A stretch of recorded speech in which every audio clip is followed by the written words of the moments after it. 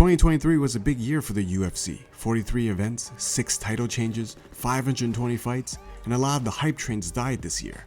Let's take a look at all the hype trains that got derailed in 2023. Israel Adesanya, the last stylebender, had his hype train destroyed by Sean Strickland at UFC 293 in one of the biggest upsets of the year.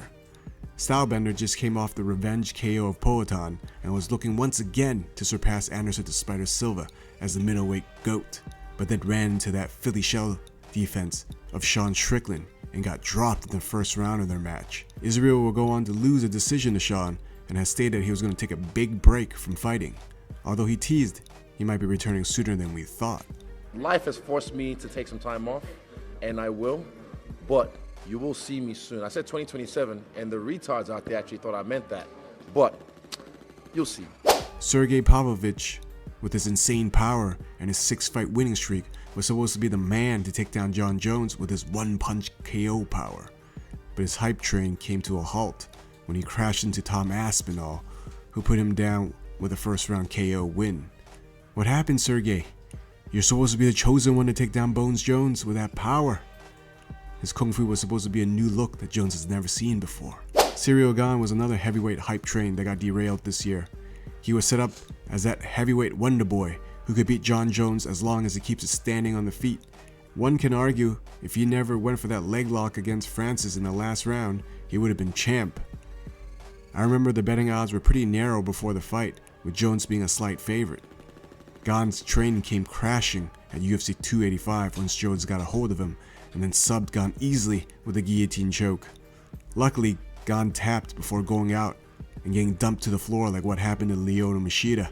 Now, even if Ciryl wins the heavyweight title in the future, this loss will always be the chocolate stain that he can't wash off his clothes. Oh, nothing gets chocolate out.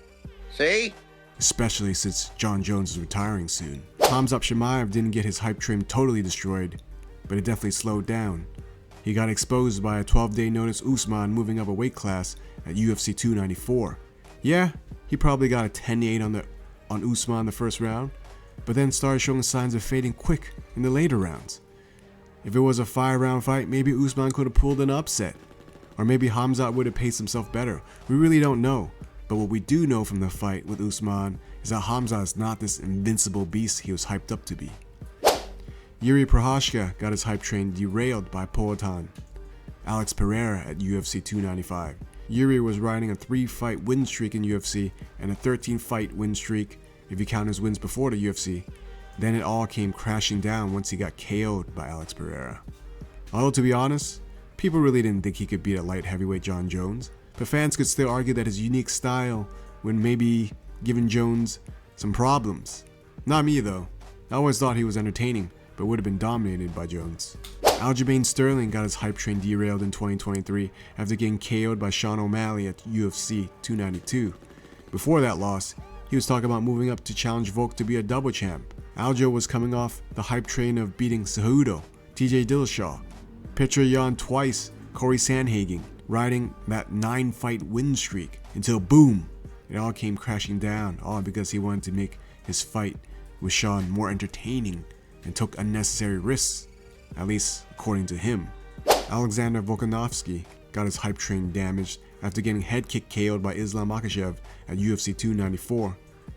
The year started with Alex losing a close decision to Islam, where some people thought he might have even won. I was not one of those people though.